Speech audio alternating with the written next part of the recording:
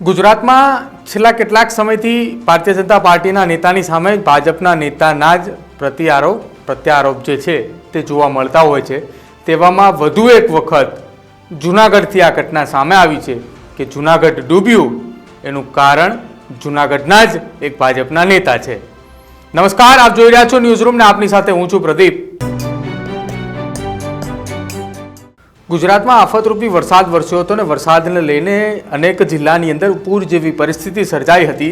આ પૂરની પરિસ્થિતિની અંદર વડોદરા બાદ હવે જૂનાગઢની અંદર ભાજપમાં આંતરિક ભૂકંપ જોવા મળ્યો છે। જૂનાગઢની અંદર ગેરકાયદેસર થયેલા બાંધકામને લઈને હવે એક પત્ર લખવામાં આવ્યો છે અને આ પત્ર જૂનાગઢના ભારતીય જનતા પાર્ટીના નેતા જવાહર ચાવડા દ્વારા લખવામાં આવ્યો છે અને આ જવાહર ચાવડાએ જે પત્રનો ઉલ્લેખ કર્યો છે એ પત્રની અંદર ક્રિષ્ના આર્કેડનો ઉલ્લેખ કર્યો છે। ક્રિષ્ના આર્કેડનો જે ઉલ્લેખ કરવામાં આવ્યો છે કે જે વોકળાની અંદરથી પાણી જતું હતું તે પાણીની જગ્યા ઉપર ક્રિષ્ના આર્કેડ જે છે તે બનાવવામાં આવ્યું છે અને ક્રિષ્ના આર્કેડ બનતાની સાથે જ ગેરકાયદેસર જે બાંધકામ થયું છે આવા અનેક બાંધકામ જૂનાગઢની અંદર જોવા મળી રહ્યા છે કે જેના લઈને જૂનાગઢની અંદર આ પ્રકારની પૂરની પરિસ્થિતિનો સામનો કરવો પડી રહ્યો છે। જવાહર ચાવડાએ આખો પત્ર વડાપ્રધાનને ઉલ્લેખીને લખવામાં આવ્યો છે કે વડાપ્રધાનની નજરે આવે એટલા માટે આ પત્ર લખ્યો છે અને તેમને પણ એમ પણ કહ્યું છે કે આપને પત્ર લખવાનું અને આ પત્ર વાયરલ કરવાનું એકમાત્ર કારણ કે આપના ધ્યાન સુધી આ વાત પહોંચે। આખા પત્રની અંદર વાત કરવામાં આવે તો જૂનાગઢ જિલ્લા ભાજપના પ્રમુખ કિરીટ પટેલ જે છે તેને સંબોધીને લખવામાં આવ્યો છે। કિરીટ પટેલને એટલા માટે આમાં લખવામાં આવ્યું છે કે કિરીટ પટેલ છેલ્લા 9 વર્ષથી અલગ અલગ હોદ્દાઓ પર કાર્યરત છે અને સાથે સાથે એક સાથે 3 પદ પર પણ તેઓ કાર્યરત છે। એક તો જિલ્લા ભાજપનું પ્રમુખનું પદ છે, બેંકની અંદર પણ છે અને સાથે સાથે એપીએમસી માર્કેટની અંદર પણ તેઓ પદ ધરાવે છે। એક સાથે એક પદ અને 3 વર્ષ સુધી જ તે રહી શકે આ પ્રકારની વાત જે છે તે ભાજપ કરી રહ્યું છે તેની સામે આ જૂનાગઢની અંદરથી આ દાખલો સામે આવ્યો છે।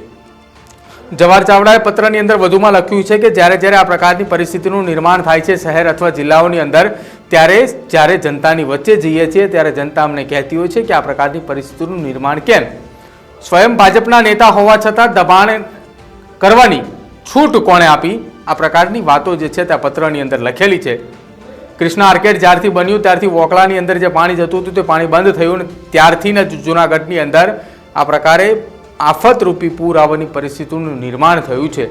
હવે એ જોવાનું રહેશે જૂનાગઢની અંદર આમ ભારતીય જનતા પાર્ટીના નેતા આમને સામને આવ્યા છે ત્યારે કઈ પ્રકારની પરિસ્થિતિનું નિર્માણ થાય છે। કેમ કે જ્યારે વડોદરાની અંદર ભાજપના નેતાઓ આમને સામને આવ્યા છે ત્યારે વડોદરાની જનતા પણ ભાજપના નેતાઓ જે છે તે ત્યાં મુલાકાત માટે અથવા વિઝિટ માટે જતા હોય છે ત્યારે તેમને નકારી કાઢવામાં આવે છે, તેને હાંકી કાઢવામાં આવે છે। ત્યારબાદ હવે જૂનાગઢની અંદર પણ ભાજપની અંદર ભડકો જોવા મળી રહ્યો છે। જો કે જવાહર ચાવડા દ્વારા આ પત્ર જે લખવામાં આવ્યો છે તે પત્રને લઈને જ જૂનાગઢ ભાજપની અંદર એક ભૂકંપ મચી ચૂક્યો છે।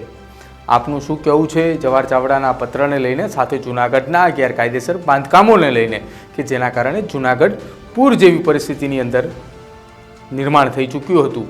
એ આપ અમારા કોમેન્ટ બોક્સની અંદર જણાવજો। અમારી ચેનલ ન્યૂઝરૂમને આપ આજે જ લાઇક કરો, શેર કરો અને સબસ્ક્રાઈબ કરો।